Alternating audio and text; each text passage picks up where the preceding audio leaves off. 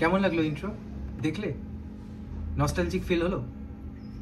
সেই 90s-এর cartoon Fox কিডসে যেটা হতো সেই একই রকম ফিল দিল fantastic four the first steps, যেটা এমসিইউতে সদ্য রিলিজ করেছে।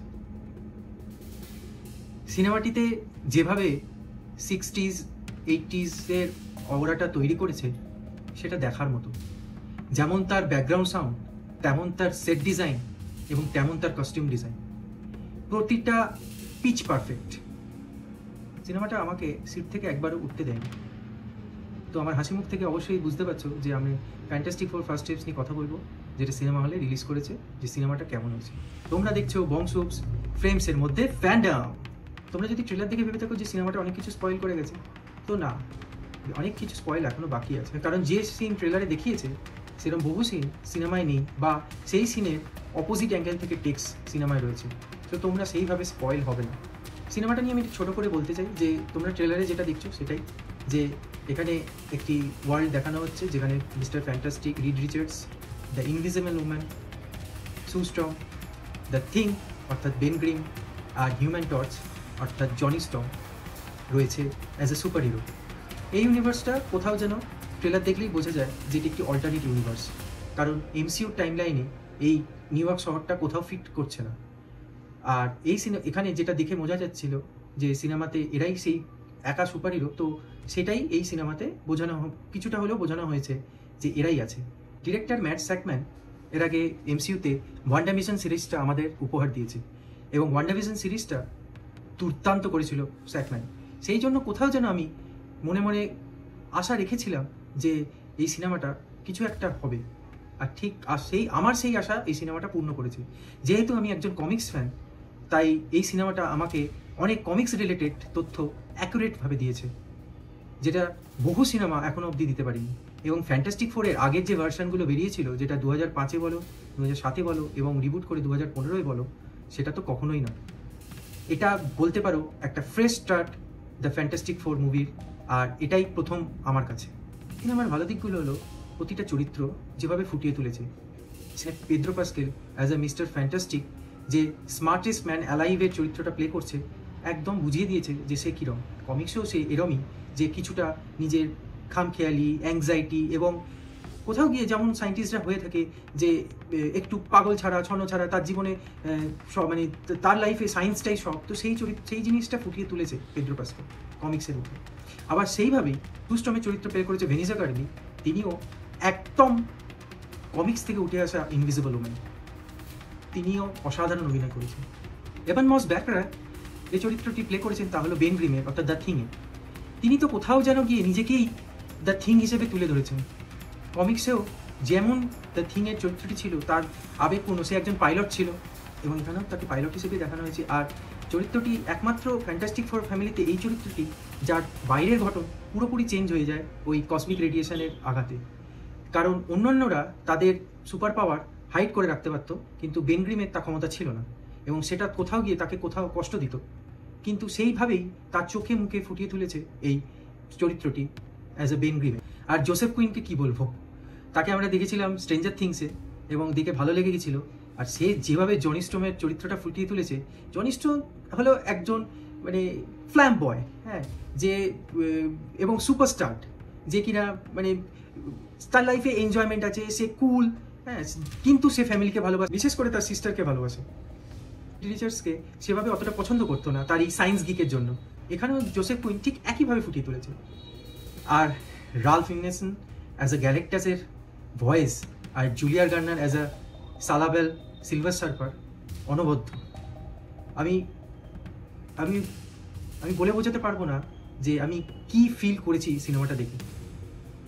আমার কাছে সেই প্রতিটা ছোট ছোট 90s-এর কার্টুনের নস্টালজিক জিনিস ফিরে ফিরে এসেছে, কমিক্সের প্রতিটা চরিত্র ফিরে ফিরে এসেছে। ফ্যান্টাস্টিক ফোর সিনেমাটা নো ডাউট একটা ভালো সুপার হিরো ফিল্ম, আর তোমরা অবশ্যই এই সিনেমাটা হলে গিয়ে দেখে এসো, এটা আমার রেকমেন্ডেশন। এই সিনেমাটার ফ্লস বলতে আমার কাছে কিছু জিনিস, সেটা হলো যে এই সিনেমাটা কোথাও গিয়ে তোমরা বুঝতে পারবে যে একটু ফাস্ট কাট করতে হয়েছে এডিটে, মানে জিনিসটাকে ছোটো করেছে, এবং ট্রিম করতে গিয়ে কয়েকটা সিকোয়েন্স বাদ চলে গেছে, যেটা তোমরা যদি ভালো করে মাইন্ডলি ফলো করো তাহলে তোমরা বুঝবে যে এই সিনেমায় কিছু জিনিস বাদ চলে গেছে। এবং তার মধ্যে একটা তো বাদ গেছে, অফিসিয়ালি কনফার্মেশন দিয়েছিল, যেটা হলো জন ম্যানকমিচের রেড গোস্ট ক্যারেক্টারটা। এখানে নাম নেওয়া হয়েছে কিন্তু তাকে দেখানো হয়নি। দেখানো হলেও কীভাবে দেখানো হয়েছে সেটা আমি স্পয়েল করছিলাম, কিন্তু ওইভাবেই দেখানো হয়েছে, কিন্তু তাকে দিয়ে অভিনয় করানোর পরও বাদ দিয়েছে। তো এই ট্রিমগুলো আমার ভালো লাগে। সিনেমাটা আরেকটু লেন্দি হলে কোনো অসুবিধা হতো না, কারণ এর চেয়ে বড় বড় সিনেমা আমরা দেখে অভ্যস্ত।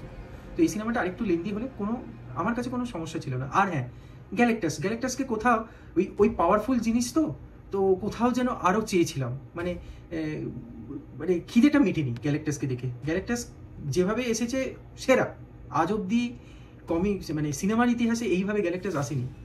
এবং যেভাবে তাকে হিউজ স্কেলে দেখানো হয়েছে সেটা তো ফাটিয়ে দিয়েছে। মানে ইটারনালস দেখার সময় থেকেই আমি ধরে রেখেছিলাম যে ইটারনালসে যখন সেলেস্টিয়াল দেখিয়েছিল ওইভাবে, তো গ্যালাক্টাসকে কীভাবে দেখাবে, তো সেটা ভালো লেগেছে আমার। কিন্তু তাও যেন আরও চাইছিল কোথাও গ্যালাক্টাসকে, সেইটা মিস করেছি। আর এই সিনেমাটা ফাইট সিনও কম রেখেছে। অ্যাকচুয়ালি সমস্যাটা ওখানে না, সমস্যাটা হলো যে ইনফিনিটি ওয়ার এন্ড গেম যে পর্যায়ে নিয়ে গিয়ে শেষ করেছিল, তারপর থেকে মার্বেল আপস অ্যান্ড ডাউনসের মধ্যে দিয়ে গেছে। কিছু জিনিস ভালো করেছে, কিছু জিনিস ফ্লপ করেছে, কিছু জিনিস ভালো করেছে, কিছু অত্যন্ত ফ্লপ মানে বাজে করেছে, মানে পাতে দেওয়ার যোগ্যই না। তো এই আপস অ্যান্ড ডাউনসের মধ্যে গিয়ে ফেজ 6 যেখানে শুরু করছে, তো সেটা তাদেরও মধ্যে একটা সংশয় ছিল যে কীভাবে মানে এই জিনিসটাকে শুরু করবে।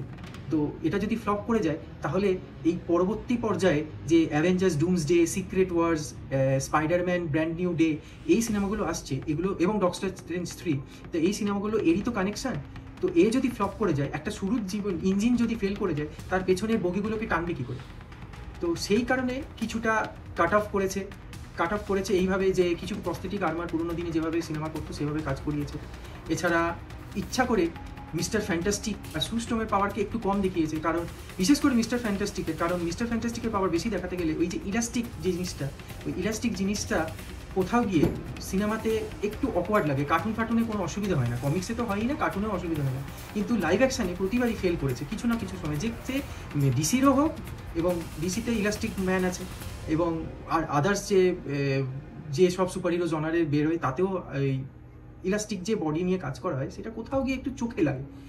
তো সেইটাকে বাঁচার জন্য কিছু ক্লেভারলি কাজ করেছে, যেটা ভালো লেগেছে। কারণ এখানে সিজিআই মিস্টার ফ্যান্টাস্টিকের খুবই ভালো, কিন্তু প্রতি পদক্ষেপে যদি এই অ্যাকশান দিত তাহলে কোথাও গিয়ে সেই বাজেটটাও বেড়ে যেত, আর মানে ফিল্মের বাজেটটা বেড়ে গেলে কোথাও গিয়ে এই জিনিসটা দাঁড়াতো না, তখন হয়তো ভিজুয়ালসে কাটাউতি করতে হতো। তো সেই কারণে হয়তো এইখানে আমার ধারণা সেই কারণে এই কাটটা এই বাজেটটাকে কমানোর জন্য এই কিছু সিকোয়েন্স ফাইটের বাদ দেওয়া হয়েছে।